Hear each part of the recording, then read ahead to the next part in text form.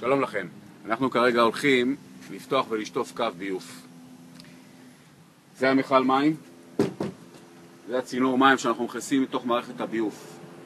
בקצה של הצינור הזה, זה לצורך העניין 60 מטר. יש לנו למעשה דיזה, כמו שהראינו לכם שמה, שלמעשה מסתובבת בלחץ מים, הידרו מה שנקרא, ומפרק את השורשים, אם זה בטון או כל דבר אחר. הן מנקות את הצינור בצורה מוחלטת, פשוט תענוג. אנחנו נהנים לעבוד עם המכונה הזאת, הלקוח מקבל שירות הכי טוב שיכול להיות. דוגמה של שרבול, זה הצינור שלנו למעשה בתוך האדמה. השורש תמיד, אבל תמיד נכנס דרך החיבור עצמו, אוקיי? אלא אם כן הקו עצמו נשבר. ולמעשה הבלון עצמו, וואי, תביא לי בבקשה את הבלון. הבלון עצמו, נאמר שכל הקו הזה נמצא בתוך האדמה. הבלון עצמו בהשחלה מכניסים אותו לתוכו, אוקיי? נאמר שהצינור הזה כרגע בתוכו וזה קשה לעשות, אוקיי? ולמעשה הבלון כמו שראיתם מתנפח ולמעשה גורם לסיבי זכוכית להיות בדופן של הצינור ולבנות מרקם פנימי חדש. ככה אנחנו חוסכים הרמת מעבר או כל דבר אחר, ופשוט מאוד מקצרים את הזמן, מקצרים את העלויות, מקצרים המון עוגמת נפש. הרעיון, כרגע אנחנו מצלמים את הקו, זיהינו את מקור כניסת השורש עצמו.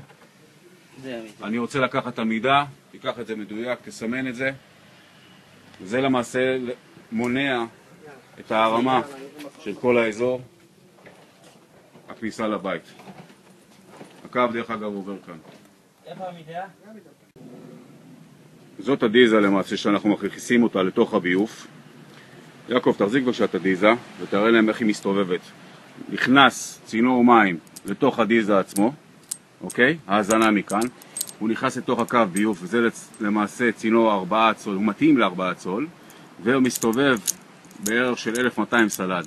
ברגע שהוא מסתובב הוא למעשה מוציא את כל השורשים מהדפנות. זה למעשה הדיזה שעכשיו נכנסת לתוך הקו ביוב, ולמעשה מנקה לנו את הקו. וואי, תכניס אותו בבקשה לנתיב, לתוך הבריכה. הוא כרגע מכניס את זה, ולמעשה הצינור ירוץ לנו בתוכו, ויקסח לנו את השורשים.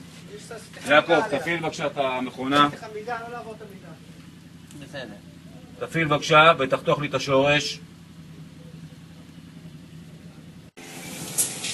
כרגע אנחנו רואים את הדיזה בפעולה עם השורש.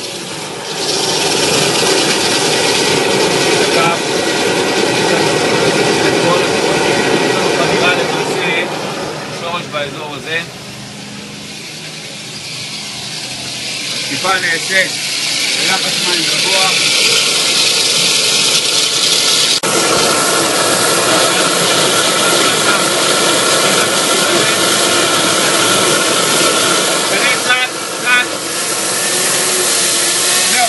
זהו.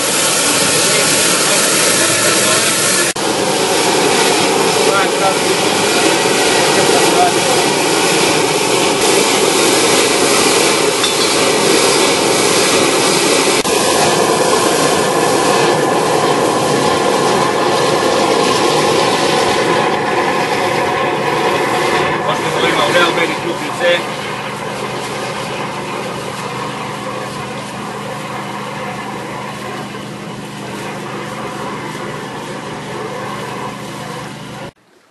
זה חלק מהחתיכות שיצאו.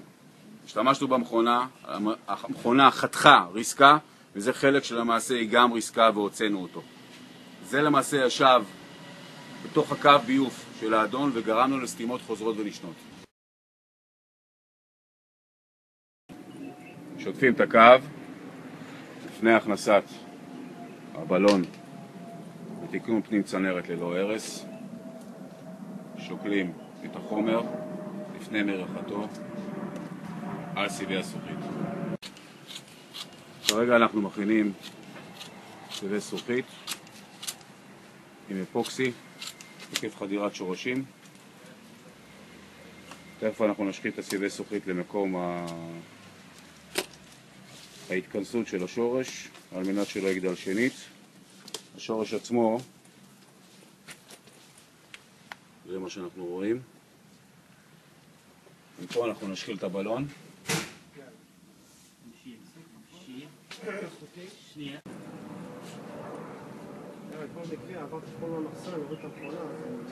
אני מקליט.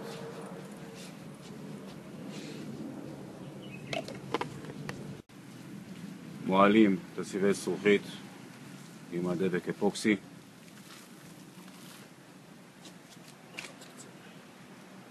לפני הכניסה שלו לתוך המערכת הביוב. כרגע אנחנו עושים תיקון זווית. משחילים את הבלון בתוך הקו ביוב.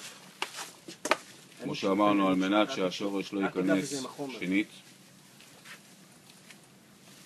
החבל עצמו במושחל בתוך הקו ביוב. נקודה אחת זה מכיוון הבריכה, שפה יוכנס הבלון. נקודה השנייה, משיכה בכיוון הזווית. הבלון כרגע מושחל בתוכו. וואל, תפתח את הקומפרסור. הלבט נצמד לצינור עצמו. קשה לראות את זה.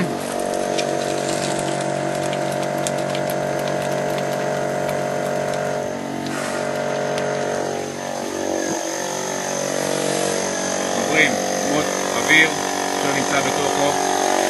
הבלון מושחל בתוכו לתוך מערכת הביוב. מחדירים את הבלון לתוך המקום. הבלון הוחדר מכיוון הבריכה. כרגע הבלון מבחינת מידה יושב לנו באזור הזה תחת האדמה. עכשיו כרגע הוא מנפח אותו מתחת לאדמה וסוגר לנו את אותו חיבור. כמו שאמרנו, זה חוסך לנו שברים, חפירות, מקצר זמן עבודה, דבר מדהים. אנחנו הוצאנו את הבלון הזה, שזה בלון ישר, לתיקון פנים צנרת בקו ישר. הוא למעשה עכשיו יצא מכיוון הבריכת הביוב, ואנחנו כרגע סוגרים את המעבר של השורש תחת האדמה ללא הרס. כרגע אנחנו הוצאנו את הבלון, אנחנו כרגע מכניסים מצלמה פנים צנרת שתבדוק את התיקון שהכל בסדר, שהוא לא סוטה מעברים. כמו שאנחנו רואים, הקו כרגע נקי, שטוף, ללא שורשים. מה שחשוב לנו כרגע זה עוד פעם לראות את המעבר החדש, שזה המעבר החדש. מה שאנחנו רואים כאן זה בסך הכל שאריות שעם המים זה יוצא ונופל. אותו דבר בקטע הזה, אלה שאריות של הדבק עצמו. הסיבי זכוכית הם כאן, שזה ממש כמו ברזל. תודה רבה.